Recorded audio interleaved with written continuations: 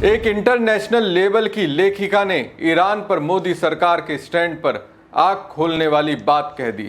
वो कहती है, मुझे कुछ कहना है क्योंकि मैं अपनी माँ की बेटी हूँ और मुझे हिम्मत जुटाकर ये कहना ही होगा। इजराइल, अमेरिका और ईरान युद्ध के असर को भूलकर सरकार की सोच से पर्दा उठाना ही होगा।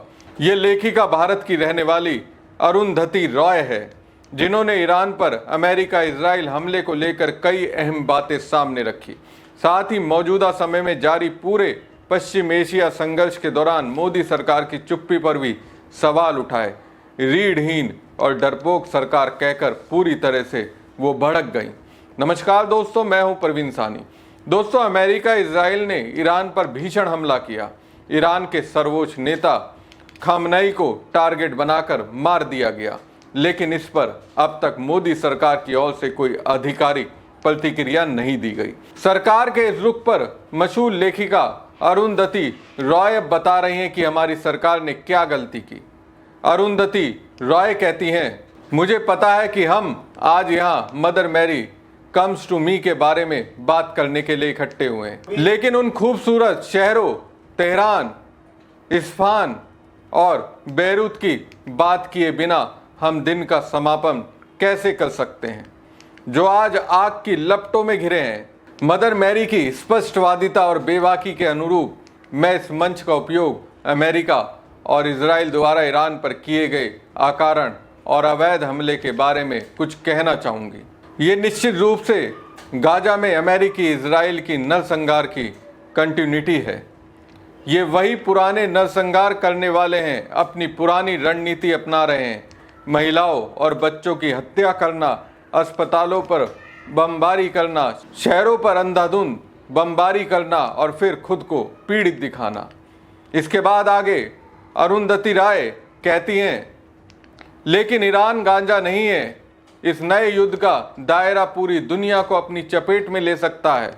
हम परमाणु तबाही और आर्थिक पतन के कगार पर हैं।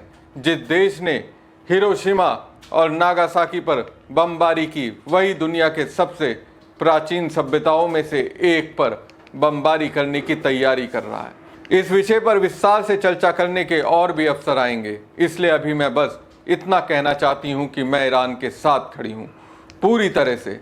अमेरिका, इजराइल और हमारे देश सहित जिन भी शासन व्यवस्थाओं को बदलने की ज़रूरत है, उन्हें जनता द्वारा बदलना चाहिए, ना कि किसी अहंकारी, झूठे, धोखेबाज, लालची, संसाधन हड़पने वाले, बम गिराने वाली साम्राज्यवादी शक्ति और उसके सहयोगियों द्वारा, जो पूरी दुनिया को अपने अधीन करने की कोशिश कर रहे हैं। तो युद्ध के लिए कुछ भी करने को तैयार अमेरिका को अरुंधति रॉय ने पूरी तरह से बेपर्दा कर दिया।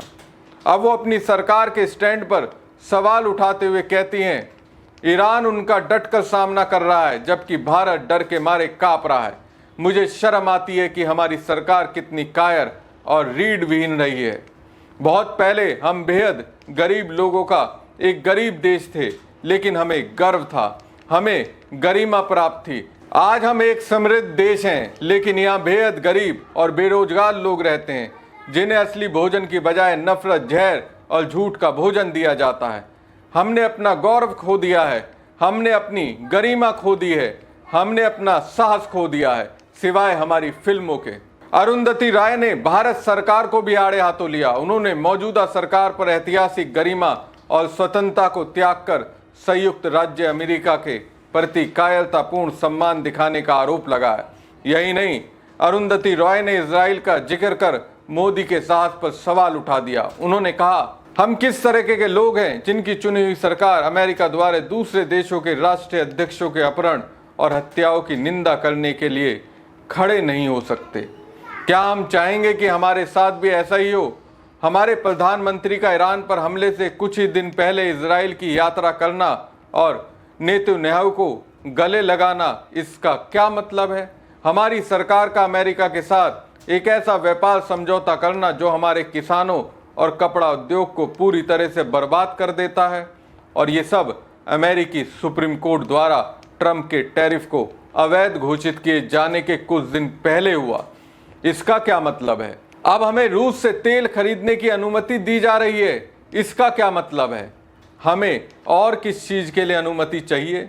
बाथरूम जाने के लिए, काम से छुट्टी लेने के लिए, अपनी माताओं से मिलने के लिए? हर दिन डोनाल्ड ट्रंप समेत अमेरिकी राजनेता सार्वजनिक रूप से हमारा मजाक उड़ाते हैं और हमें नीचा दिखाते हैं, और हमारे प्रधानमंत्री अपनी जानी मानी खोखली हंसी हंसते हैं और गले मिलते रहते हैं। गांजा में नरसंहार के चरम पर भारत सरकार ने निष्कासित फिलिस्तीनी मजदूरों के साथ हजारों गरीब भारतीय श्रमिकों को इजराइल भेजा। आज जब इजरायली बंकरों में शरण लिए हुए हैं, तब ये खबर आ रही है कि भारतीय कामगारों को उन शरण स्थलों में जाने की अनुमति नहीं दी जा रही है। आखिर इस सम का मतलब क्या है? हमें दुनिया के इस बेहद अपमानजनक, बेशरम और घिनौने कोने में किसने धकेल दिया है? वे आगे कहती हैं, आप में से कुछ लोगों को याद होगा कि हम अति रंजित, बड़ा चढ़ाकर कही गई चीनी कम्युनिस्ट कहावत साम्राज्यवाद का पिछलग्गू का कैसे मजाक उड़ाते हैं। लेकिन अभी मैं कहूँगी ये शब्द हम पर सटीक बैठता है।